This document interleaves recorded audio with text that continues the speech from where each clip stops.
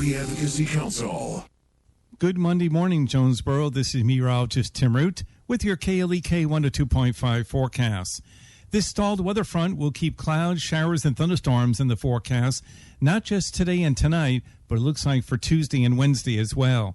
Lots of clouds, a little bit of sun for the next few days. The high today in the low to mid-80s, the low tonight around 72, and it'll be in the low to mid-80s Tuesday and Wednesday, partly to mostly cloudy, with occasional rain, drizzle, and fog, and some thunderstorm activity as well. Educating, entertaining, and empowering Jonesboro, we're KLEK 102.5 FM. Mutual Broadcast News, I'm Leo Ashcraft. Two women are facing charges after police say they left an infant in the back seat of a car that reached 115 degrees while they shopped at a suburban Philadelphia Target store. Authorities say an off-duty Philadelphia police officer spotted the baby Sunday afternoon in Bensalem and managed to pry the door open. Investigators say the child spent about 15 minutes inside the car. The baby's first birthday is next week. Reports of shots fired at New York's John F. Kennedy International Airport Sunday night led to evacuations, grounded flights, and some frightening moments for flyers before the reports were later determined to be unfounded. Police evacuated Terminal 8 around 9:30 p.m. Sunday as a precaution after receiving 911 calls about shots fired near the departures area. Passengers posted pictures and videos on Twitter showing crowds of people gathered outside the terminals. No one was injured during the airport scare. Mutual Broadcast News. Depend on it. And from the MBN Business Desk, I'm Leo Ashcraft. United Airlines won a much-needed labor victory Friday when its 25,000 flight attendants voted to approve a new contract. The agreement comes nearly 6 years after the airline merged with Continental Airlines and is the first contract to cover flight attendants from both carriers. Since the 2010 merger, the Chicago-based airline has had to operate jets with cabin crews made up entirely from one of the predecessor's airlines. Now it's easier to mix staff, making scheduling easier and bringing down costs. The victory was not a landslide, though, with 53% of the flight attendants represented by the association's Flight Attendants CWA supporting the new 5-year contract. More than 90% of the eligible workers voted.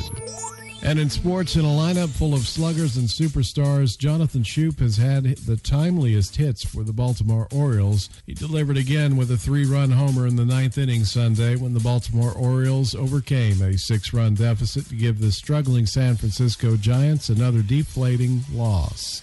8-7. Up next, the Orioles RHP Giovanni Gallardo will pitch the series opener with Boston on Tuesday. Gallardo is 1 of 3 with a 4.70 ERA in his last 8 starts, but has had 2 straight quality starts, allowing 3 earned runs in 12 innings over the stretch. Mutual Broadcast News. Depend on it. It's 9:03. KLEK LP Jonesboro, the voice of Arkansas Minority Advocacy Council.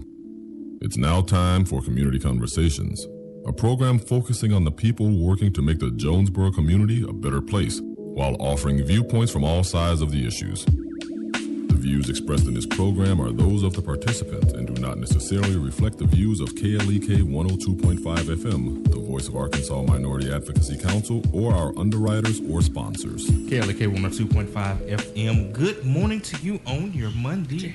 And shout out to everyone who is headed back to school. I'm sure most of you all, well, obviously probably all of you all are in class right by now. This is Community Conversations for August 15th, 2016. Kato Wonder is in the studio with you. Also have my co-host, Quabila Harden, who has held it down the past couple of days while I was away, and I certainly appreciate her for holding it down. And our special guest in the studio today is Mrs. Gail Rasberry.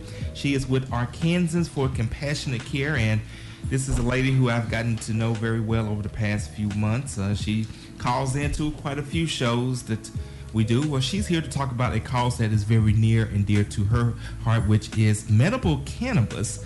And there is an amendment that is proposed for the Arkansas Constitution that will be on the ballot this November that will seek to legalize cannabis for medicinal purposes. So Mrs. Rasberry is going to talk about Arkansans for Compassionate Care and their efforts in this matter. So how are you doing today, Mrs. Rasberry?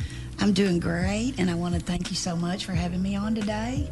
Anytime we can reach out to the voting public, is always a good thing.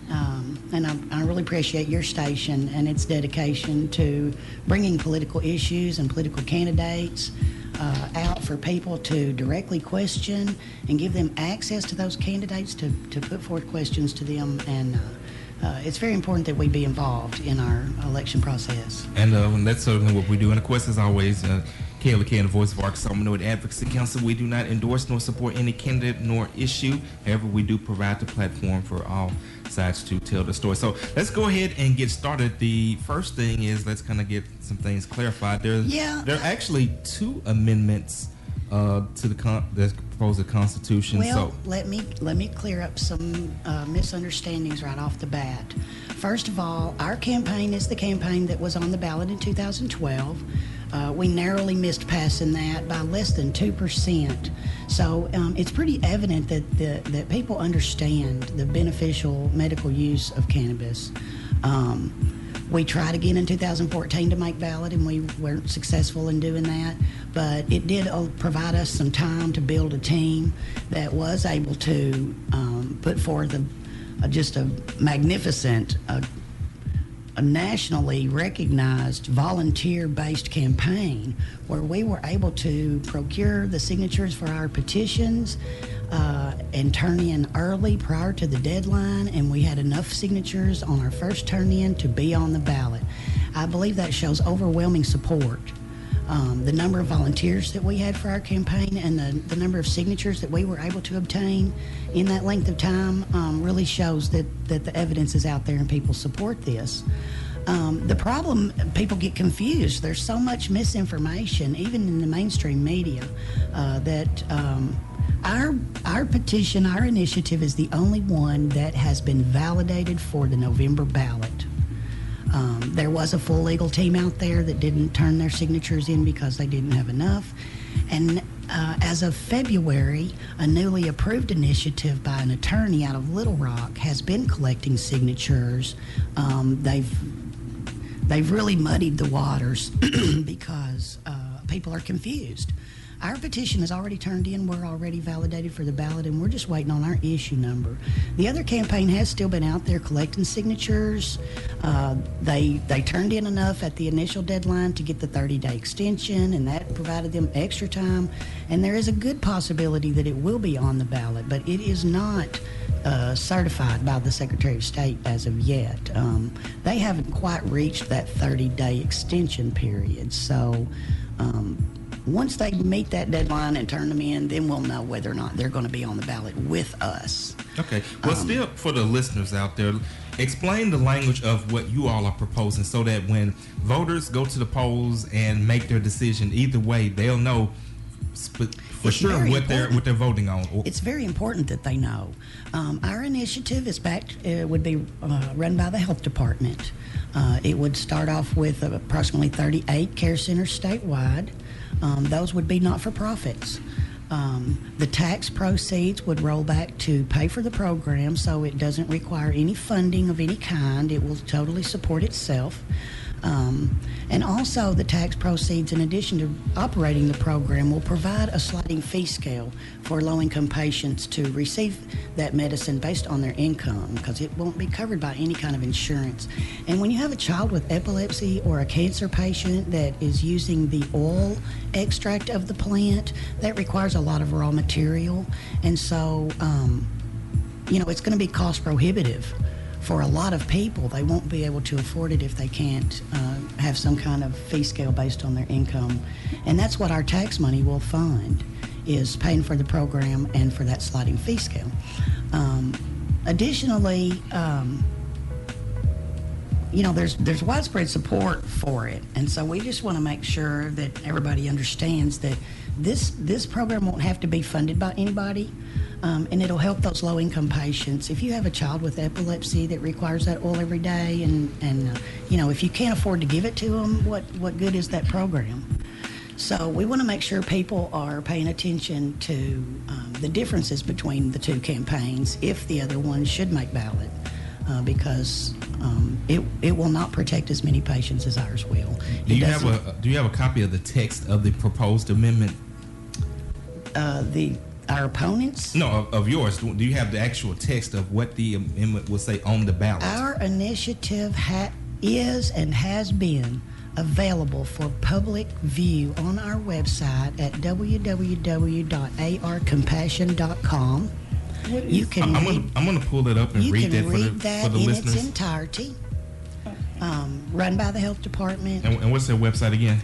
www.arcompassion.com. Compassion.com. Well, I'll put it up on let Quabila ask the next question. Okay.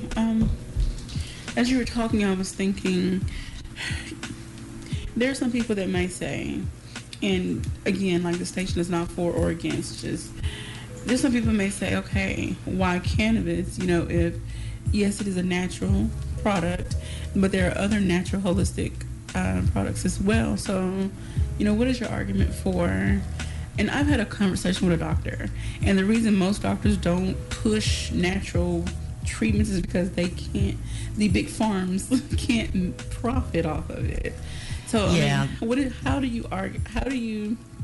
I'm not going to say argue, but how do you tell someone, okay, why cannabis versus, say, you know, some other natural, found in nature products?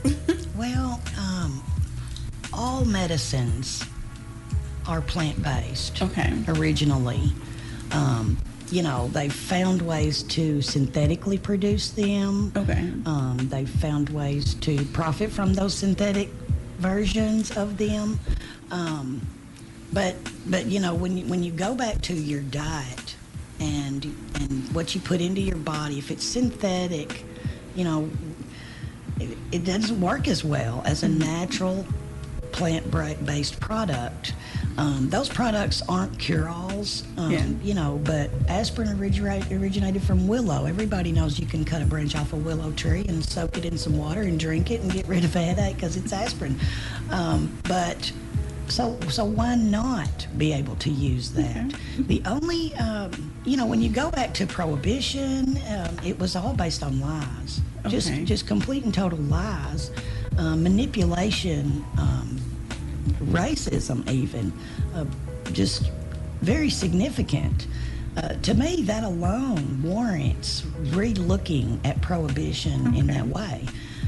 But when you're talking about a child with an epileptic seizure, hundreds of seizures a day, that you can take the oil of this plant and rub it on the sole of their feet, or put a drop of it into their mouth. This oil dissolves and the seizure stops. And you can watch that video on YouTube any day of the week. Okay. Why should those people, and I know of a lady here in Northeast Arkansas, she lives within 40 miles of Jonesboro. She has a young adult son who has suffered from seizures, Crohn's disease, and many other ailments for which he is forced to use pharmaceutical medications that do not control his seizures, they do not relieve his suffering, and his family, you know, who cares for him is suffering right along with him. And so, you know, I really believe there's strong support. 26, you know, people who are against it always go straight to Colorado and they start claiming all these bad things that are happening there. And they just automatically equate that to what it's going to be like. Okay. The thing about it is, Colorado is full-blown legal, and as are 2 or 3 other states. Medical use is in place in 26 states of this country. Okay. 26 other states have a medical cannabis program of some kind. Why should Arkansas be at the bottom of another list? Okay, we've pulled up the text of the act. It's pretty long, but I think the listeners need to know this. I'm going to actually read this first section of it. So again, when you go to the polls to make your decision, you'll actually know specifically what it's talking about. It says an act making the medical use of cannabis, commonly called marijuana, legal under Arkansas state law, but acknowledging that cannabis use, possession, and distribution for any purpose remain illegal under federal law, establishing a system for the cultivation and distribution of cannabis for qualified patients through nonprofit cannabis care centers, and for the testing for quality, safety, and potency of cannabis through cannabis testing labs, and granting those nonprofit cannabis care centers and cannabis testing labs limited immunity, allowing localities to limit the number of nonprofit cannabis care centers and to enact zoning regulations governing their operations, providing that qualified patients, their designated caregivers, cannabis testing lab agents, and nonprofit cannabis care center agents shall not be subject to criminal or civil penalties or other forms of discrimination for engaging in or assisting with the qualifying patient's medical use of cannabis or for the testing and labeling cannabis, allowing limited cultivation of cannabis by qualifying patients and design and caregivers if the qualifying patient and his or her designated caregiver lacks access to a nonprofit cannabis care center and obtains a hardship cultivation certificate from the Department of Health, allowing compensation for designated caregivers, requiring that in order to become a qualifying patient, a person submit to the state written certification from a physician that he or she is suffering from a qualifying medical condition, establishing an initial list of qualifying medical conditions, directing the Department of Health to establish rules related to the processing of applications for registry identification cards, hardship cultivation certificates, the operation of nonprofit cannabis care centers and cannabis testing labs, and the addition of qualifying medical conditions if such additions will enable patients to derive therapeutic benefit from the medical use of cannabis, setting maximum registration fees for nonprofit cannabis care centers, directing the Department of Health to establish a system to provide affordable cannabis for nonprofit cannabis care centers to low-income patients, establishing qualifications for registry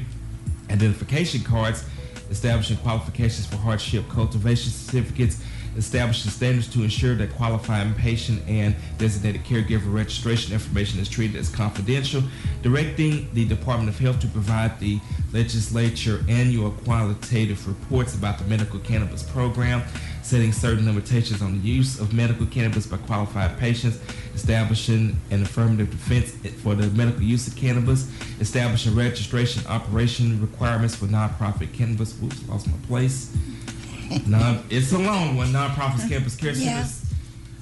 Setting limits on the number of nonprofit cannabis care centers. Limits on the amount of cannabis in a nonprofit cannabis care center may cultivate and the amount of usable cannabis a nonprofit cannabis care center may dispense to a qualified patient, prohibiting certain conduct by and imposing certain conditions and requirements on physicians, nonprofit cannabis care centers, nonprofit cannabis care center agents, cannabis testing labs, cannabis testing lab agents, qualified patients, and designated caregivers, preventing felons from serving as designated caregivers, owners, board members, or officers of nonprofit cannabis care centers, nonprofit cannabis care center agents, cannabis testing labs, or cannabis testing lab agents, allowing visiting qualifying patients suffering from qualifying medical conditions to utilize the Arkansas Medical Cannabis Program, and directing the sales tax revenues received from the sale of cannabis to cover the cost to the Department of Health for administering the medical cannabis program, and the remainder to aid low-income qualified patients through the affordability clause.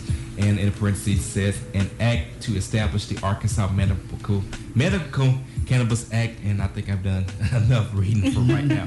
But it is the text of the amendment, and I wanted to read that to you, listeners, so again, that you will be clear on the issue that you are voting on, so that you do not go into the ballot misinformed, whether you are for it or against it. That we want to make sure that you are informed. Yeah, and I want to point out too, there is a group out there called the Family Council, run by a man named Jerry Cox, who has so far garnered the support of a few entities of the state, being the Farm Bureau Insurance and I don't know who else for sure, but the information that they're putting out is so incorrect, and I really want to call attention to that. They say anybody's going to be able to grow, and all these things, and apparently the man has either not read it or he doesn't mind bald-faced mistruth, because anyone that goes to our website and reads can see that it's a very strictly regulated program. The qualifications for the home cultivation aspect of the program are very strict. They'll be under unannounced inspection by the Department of Health, just like the care centers will be. It'll have to be in a locked facility, and they're only going to qualify for that under certain restrictive circumstances. And so I don't think a lot of people that feared this particular initiative because of that home cultivation are really just afraid for no reason, because they will be strictly regulated, and there really aren't going to be that many patients that qualify for that home cultivation. And you're always going to have your naysayers that are like, well, you may regulate the initial patient, have the pop-in visits and things of that nature, but if someone is connected to someone with a criminal mind, they're going to try to find a way to get around the system and possibly share their product or profit off their product. So here's the problem, though. That's already going on rampantly with pharmaceutical drugs. Okay. You have people every day that go to the doctor and feign illness and get prescriptions and take them straight to the street and sell them. When you have the addiction rate, you have pain. You go to the doctor. You get a prescription for a pain med. And next thing you know, it doesn't really work as well. You have to take more. Then the doctor doesn't want to give you to you anymore. And now they've passed the regulations where you have to go back to the doctor every month before you can get that prescription. And then it gets to a point where you're addicted. Well, what are you going to do now? The doctor cuts you off. And that's how we've ended up with the heroin epidemic in this country. It ties directly back to pharmaceutical pain medication addiction, and cannabis has been proven to be non-addictive. It is non-toxic. The amount of cannabis a person would have to consume to jeopardize their life is unreachable, practically.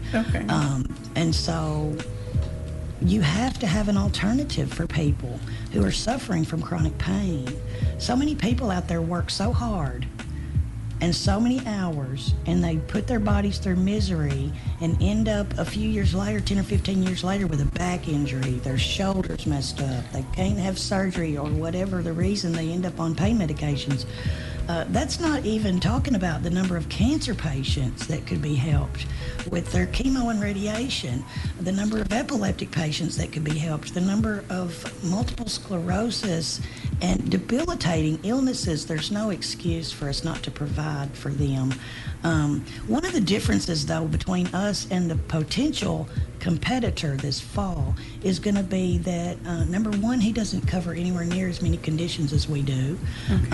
Another thing would be is that he wants to appoint a commission and have it regulated by the alcohol board, and we don't agree with that position in any way. We believe it should be in the hands of the health department only. Another difference is that ours is an act, which means it can be more easily updated and manipulated and adjusted as needed for the patients that are being helped. The opponent campaign is a constitutional amendment that would be very difficult to amend, would practically take an act of Congress, so to speak, to update. And I've got a question I want to ask you about that on the other side of the break as well. We want to make sure people understand the differences between these two laws before they step into the ballot booth this November. All right. We're speaking with Mrs. Gail Rasberry of Arkansans for Compassionate Care. She is talking about putting legal cannabis on the ballot for this November. Phone lines are open, 870-277-1080. Once again, that phone number is 870-277-1080. We're also taking your comments on our Facebook live stream, so if you have any questions or comments, please leave them for Mrs. Rasberry. We'll be back after break. This is KLEK on 2.5 FM.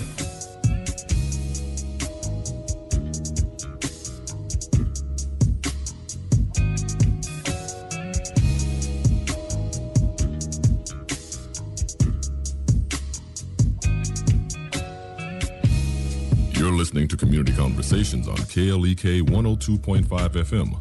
We'll be right back.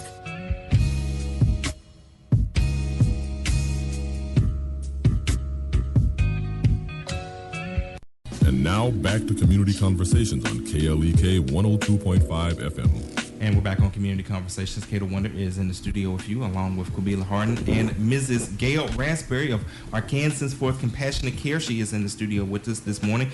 We are discussing bringing legal cannabis to Arkansas.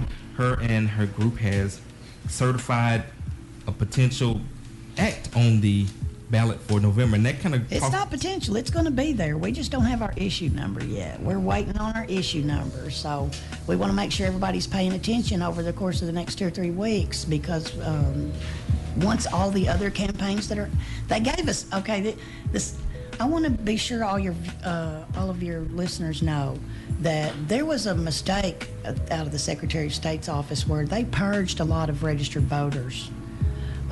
Some of them should have been purged, but some of them shouldn't. I saw that story. And you might have seen on the news where there were some voters purged. So please go to VoterView. You can just Google VoterView, and you can look yourself up, put in your name and date of birth, and see if you got purged by accident. And if you did, be sure you go to the courthouse and get that fixed right away. Okay. Then in the next 2 or 3 weeks, when all the other another thing the Secretary of State did was they gave us an issue number back when they said, okay, you've got enough to make ballot, you're going to be issue, and I'm not going to say the number because I don't want to confuse anybody. Okay. But then we were just about ready to start really throwing our PR out there, and we actually did let a little bit of stuff slip out. Media, you know what I mean? Yes. And people picked up on it right away, and then they said, oh, wait, no, we weren't supposed to do that. And so we have to wait until everybody else gets finished. So there's actually a possibility that our competitor could get the number that they accidentally almost gave us. So y'all pay really close attention when the issue numbers start coming out. We are Arkansans for Compassionate Care. We are the Arkansas Medical Cannabis Act. All right, say that one more time so the listeners will know. Arkansans for Compassionate Care, the Arkansas Medical Cannabis Act. All right, and that goes back to the question I was going to ask earlier. You said that what you all have is an act, and if the competitors get on there, there's to be a constitutional amendment. Well, correct. And it's the marijuana amendment. Are you concerned that? So that's how you know the difference. Are you concerned that with it being an act that a future legislature could just up and just repeal it from doing all of the work that you all have done? Absolutely. And you have to look at, when you start talking politics in Arkansas, this is getting down to a political game now. You've got Jerry Cox and the Family Council and all of his prohibitionist, deny the truth, people that are totally against both of them. And then you've got a lawyer out of Little Rock who swoops in back in February after it's apparent that we're gonna make ballot again. And they know from 2012 that there's a good possibility we're going to pass. So he gets approved for his marijuana amendment. He pays. Now, see, our campaign was totally volunteers. These are people who know what this law says, and we're supporting of it. And we got out there on our own free time and our own free will and out of our own pocketbooks and put in the time to collect these petition signatures. And then this lawyer comes in February and gets approved by Leslie Rutledge. Now, how many people have gotten approved by Leslie Rutledge for a marijuana thing? Okay, let's tell the truth. He gets approved in February. Now he's hiring out-of-state paid people to come in here and collect his petition signatures on the sly. And they're actually, we've done all this work for the last 18 months of educating the public and being out there in the public eye and promoting our campaign. And now he's come in on the back door and getting his paid people to say, medical marijuana, and people sign, because if we missed them, they don't even understand that we already turned our signatures in June the 20th. We're already on the ballot. This guy is trying to come in and dirty up the water and confuse people and split the vote. And that's what we need to make sure people understand, that they're trying to split the vote. Okay. And fix it to where, because nationwide statistics show that if there are two initiatives on the ballot, they'll both fail. Okay. Now, you would think people that support it are going to vote yes on both. The problem with that is if they both pass, there's no precedent. There's nobody saying, okay, this is what's going to happen. They're going to get to decide what happens. And we're going to end up in court fighting for our initiative for another however long it takes. And so an educated voter is going to win this campaign for us, and we're the one that's going to help the most patients, and we're the one that's going to do it in the most effective and thorough way. Okay. All right, let's bring it back to the merits of you all's act, and let's get into the history of it. What got you so passionate about this issue? What led you to yourself, as well as the other people with Arkansans for Compassionate Care, to take up this cause? Let's kind of get into the history of it. Well, short of pleading the fifth, I've known for 25 or 30 years that the propaganda of prohibition has been an untruth that's been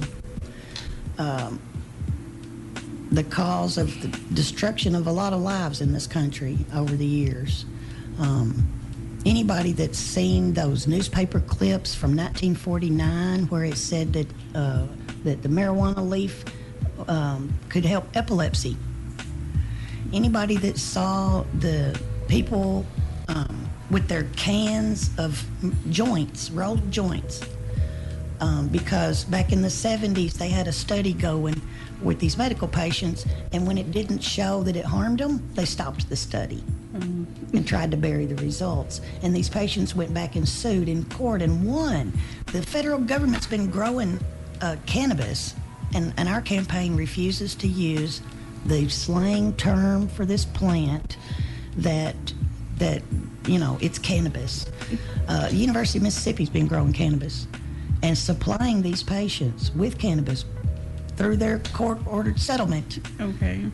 For 25 years. Well, it's wrong. It's wrong to put people in jail over a plant simply because it has a component where if you set it on fire and inhale it, it might make you feel a little bit like you had a couple of beers. Okay. So that's insane. But when they got liquor advertisements on TV, and the liquor industry funds a lot of the campaign against us. Okay. Because they know that when people have an alternative that is safe and effective, they're not gonna drink alcohol anymore. Camila, you had a question for Mrs. Rasberry. Well, yes, I wanted to kind of get back to some of the questions that everyday people are going to ask. We were talking off air. Okay, you talked a little bit about the regulations and regulating the doctors and regulating the growers, and some people just want to know, how are you really going to regulate them? Once the patients maybe get approved, they get a referral, and they go to the health department to get their ID card. Will they have to go through a series of tests or testing to see if they really have this condition that the doctor says they have? Like how? No. The doctors are all licensed physicians. And what'll happen is once the law passes, the health department and our legislature will have to decide how are we going to do this. They won't have a choice as to whether they do it. They'll only have a choice in how they make it happen. Okay. So what'll happen is the physicians will all sign up to be referring physicians for that program. The patients will have to see a doctor that is signed up on the program to be a referring physician. Hopefully some of our currently established physicians, and we do have several physicians around the state who have expressed willingness to participate in this program. So I know a lot of people think my doctor is never going to do this. And I know for a fact that's true. My own mother, who suffers from Alzheimer's disease, her physician is very well known in Northeast Arkansas. And in front of Earl Bell on primary day, he spun around on his heel and told me I should be ashamed of myself. Oh, wow. For petitioning for medical cannabis. He told me I should be. This same physician has pharmaceutical companies catering lunch to his office multiple times a week, of which I'm aware because a relative of mine used to work in that office. So, but there are doctors in Arkansas that are going to sign up for this program, and there will be accessibility. You will be able to see one of the referring physicians. All right, we got a call. And get a card. Kayla K, who's this? Kayla K. Good morning. Hey, Miss Farrell. Hello, how are you guests and all of you today? I'm fine about yourself. You have a question for Mrs. Rasberry? I'm doing good. You have I do support what you're trying to do. I used to work at Arkansas Children's Development Center here in Jonesboro over 30 years ago, and we had children there that had seizures, and I've seen them have them, and it's not a good experience for them, I know, and it's not a good experience for people to see it, especially if it's your child. And with that campus, I don't know if I'm pronouncing it right or not. I would call it legalized marijuana. If it helps, I think that people should be able to use it, because I've seen documents on TV where it does work, and it's not, people not abusing it. They give it to the children to help them have a better quality of life.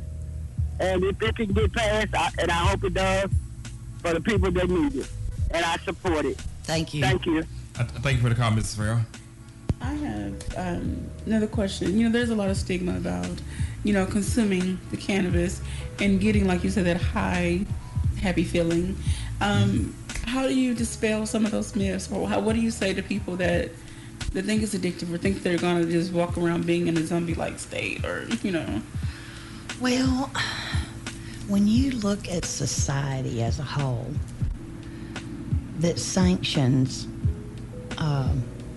Valium, Xanax, antidepressants, oh my goodness, the number of people in this country that are on antidepressants.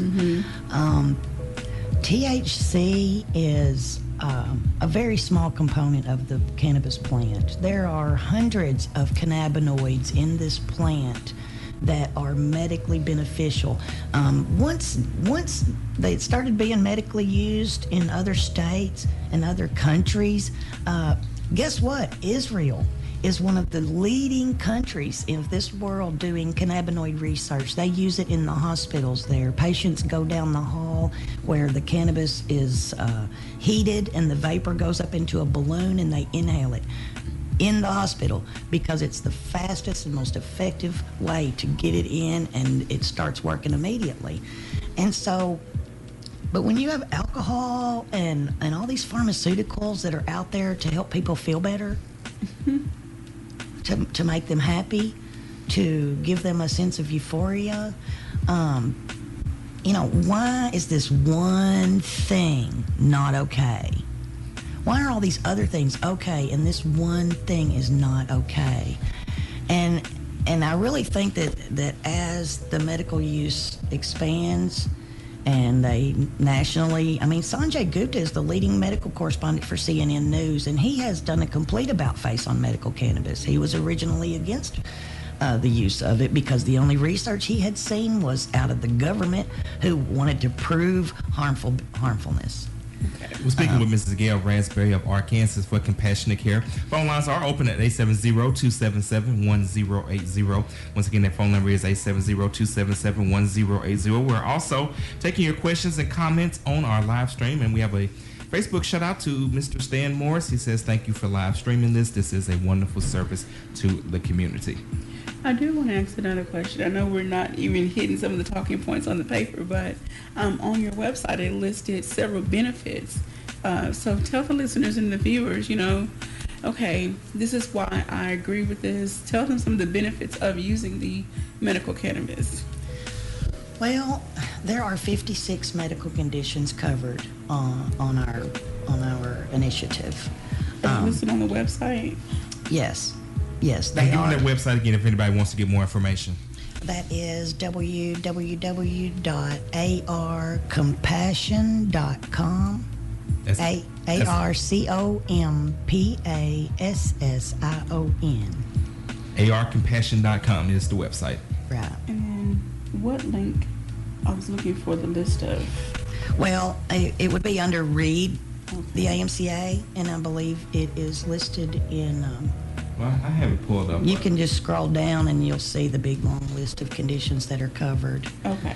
But, we're talking ALS, Lou Gehrig's disease, multiple sclerosis, glaucoma, cancer, epilepsy, and a lot of them that I can't even pronounce. Yeah, there's a long list here, so I'm not Milo, different kinds of... I don't have the list in front of me, but it's quite extensive. Myoclonus. There's some things that I've never even heard of. So yes, I'm never going to read this list. So. Right. Okay. But once you see the doctor, and if you have one of these conditions that's treatable, you would get your referral from him, go to the health department and get your ID card, and then you'd be able to visit a dispensary. The dispensaries will be grow facilities for the patients that they serve. And so I'm really excited. The reason I'm excited is because I know how many family members that are taking care of their loved ones that can also get relief. It's not just about giving the patients relief of their pain and their symptoms, but you're giving their family members a relief also. Okay. And that's going to make a big difference in a lot of people's lives. Another question. Okay, say once someone gets approved, they get their ID card, they get their prescription. Will they be monitored? Will there be a regulation on, okay, based on this condition, this is what your prescription covers. You can't get no more, no less. Kind of like a typical prescription for anything else. Yes, there is a maximum amount of product that they would be legally allowed to possess. But the specifics about how much they would be allowed to have for what condition, none of those decisions have been made. That'll all be at the health department level when they start deciding, But the maximum, as far as raw plant product, is I think 2.5 ounces.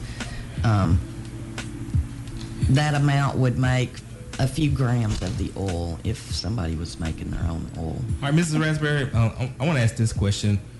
What happens next in both scenarios? If this passes, what will Arkansans for Compassionate Care do next? If it does not pass, what will you all do next? I haven't heard any talk about what we'll do if it doesn't pass. We're going to make sure it passes. There are over 1,000 volunteers out there in the state that are ready to come and speak to your group, your Rotary Club, your Garden Club, your Bible study group.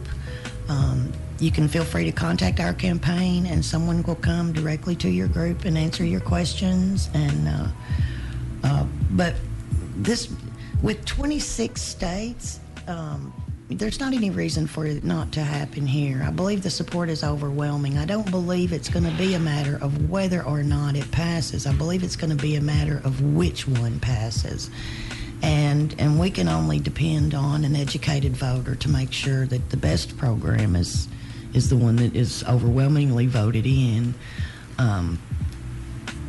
so that we can help the most people. So if it is your program that is voted, what steps is your group or are your group going to take for as like continuing to educate the voter and to assist with the implementation of the program? I'm sure we'll be actively involved in the implementation of the program. Just, I'm not sure in what capacity. The health department will have a lot of decisions to make. But we will always be out there for educating anyone that wants to be educated. Once the law passes, I'm not really sure what capacity we would be needed in. But as an organization, I'm sure we'll still be around. Now, do you all work with organizations in similar states that are who have either gotten this passed or are trying to get it passed? Network, coordinate, share ideas, and encourage each other. Arkansans for Compassionate Care has a board, a president and a vice president of the organization, and they have definitely been in contact with other states. The writing of our initiative was heavily involved communication with other states because, there are states out there that passed a medical cannabis law and their patients got their ID cards, but then they waited up to 2 years for a dispensary to open for them to obtain this medicine. And so we specifically wrote into ours, a time frame where this is the time frame that this needs to happen in.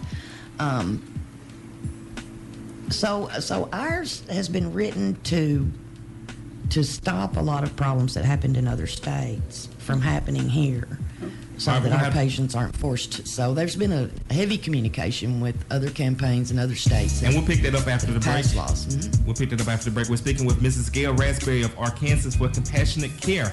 This is Community Conversation. She is talking about legal cannabis in Arkansas. It's going to be on the November ballot.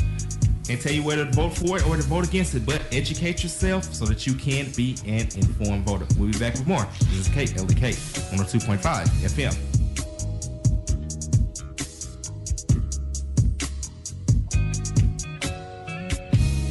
You're listening to Community Conversations on KLEK 102.5 FM. We'll be right back.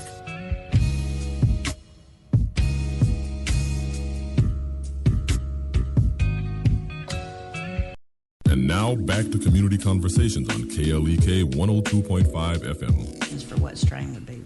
KLEK 102.5 FM, and we're back on Community Conversations. Kato Wonder is in the studio with you, along with my co-host, Quabila Harden, and Mrs. Gail Rasberry of Arkansas for Compassionate Care. So, I believe Quabila had a question for Mrs. Rasberry, so we'll go ahead and get back into the program. Yes, I was looking on the website, and I know this is not, you said this is not really particularly your area. There's different committees that work on different areas, but I noticed that there's a tab that's for the faith community. Yeah. Have you received a lot of feedback, negative or positive, from the faith-based community? It's mixed, and a lot of it depends on what your faith is, on what particular denomination your faith is. I know a lot of Episcopal and Methodist churches are supportive. I know a lot of more conservative groups are not. Okay. Personally, I view it like, Genesis has the verse where all the plants are provided for us, all the seeds, all the herbs bearing seeds shall be used for meat. And just for your FYI consideration, the raw cannabis plant is a complete protein, like meat. Okay. It also has the omegas. It's a nutritionally beneficial plant, and a lot of people where there is legal use in other states juice the raw plant for health benefits. It's very nutritious, and there's one doctor in particular, Dr. William Courtney, who specifically calls it a vegetable, and says the raw plant should be classified as a vegetable. You don't even get a psychoactive effect unless you let the plant mature and bloom a quote-unquote flower, which is really just it's a weed. It's a cluster of, it's not really a flower like I grow in my garden, but it is a bloom of the plant. And when the female plant blooms, it secretes the rosin, that's the medicinal. That's what they make the oil from. Okay. So you could grow a plant and cut it down and take the leaves off, strip the leaves and juice it, and it would be very healthy, like spinach and stuff. Okay. The fact that it's a complete protein and has the omegas 3 and 6, I believe, how can you really deny that God didn't provide that plant for us to use and heal our bodies with? We all know that religious ceremonies frequently involve the burning of sacrament. Mm-hmm. So I would encourage anyone that considers themselves to be faithful. Okay. Do some research and try not to just listen to the conservative media propaganda machine. If you go to the Arkansas Arkansas for Compassionate Care website, you can read a little bit more about what different churches around the nation have had to say. They are listed by church type, and then there's different statements under each. Right. We have an extensive. extensive support. I'm sure a lot of people might be surprised to go to that link and look at that list and see that their own church organization has made some kind of public statement of support, whereas their local churches have not pushed that forward to them. All right, Mrs. Rasberry, we have about 2.5 minutes left before the show ending, so just want to close it out with you once again explaining what the issue is on the ballot and just wrapping up with anything that we didn't cover for the listeners and the viewers to know. Well, I'm going to refer to my notes just to make sure that I cover each specific point. And that is... All right, we got about 2 minutes to do it. The Arkansas Medical Cannabis Act is on the ballot November 8th. As soon as we get our issue number, we'll let you know which one to be looking for when you step in the ballot booth. Cannabis is a safe and effective medicine. It's designed with patients in mind. It'll be overseen by the Arkansas Department of Health and paid for by its own tax revenue that will also fund a affordability clause for low-income patients. Please support us. AR Compassion. Oh, well, I was expecting a lot more. You've been long-winded the whole time. You had 2 more minutes. Well, I'll just say once again, we want to thank Mrs. Rasberry for stopping through the studio. Once again, Kayla Kay and the voice of Arkansas Minority Advocacy Council. We do not endorse nor support this issue either way. We're not going to tell you to vote for it. We're not going to tell you to vote against it. What we are going to tell you to do is to educate yourself. So go to that website, arcompassion.com. Read the amendment. Read the act. Read the act. Yeah, read all of the information on there. If you have a question, call Mrs. Rasberry. She'll be happy to answer your questions. And then you take this information with you into that voting booth and you use it to make the decision that you feel best reflects your values, whether it's for or against. But please educate yourself when you make your decision, not just on this issue, but on any of the issues that are coming up on the November ballot. And we're going to have Craighead County Election Clerk Kate Holliday here on the 19th. And we're going to go down the list of all of the ballot initiatives and all of the candidates running for office, and we'll have interviews coming up all the way up until the election day so that you can stay informed. I believe you had look like you wanted to say a little quick something right quick. I just wanted to thank you again for your dedication and for getting these voting issues out so that people can educate themselves, because a lot of times voters are faced with trying to read through these initiatives, and they don't really know where to go. It was something just reading it on the air. Yeah. So thanks for that. Well, you're welcome. That's what we are here for. This is Community Conversations, and you listen to Kate, LEK, on 2.5 FM.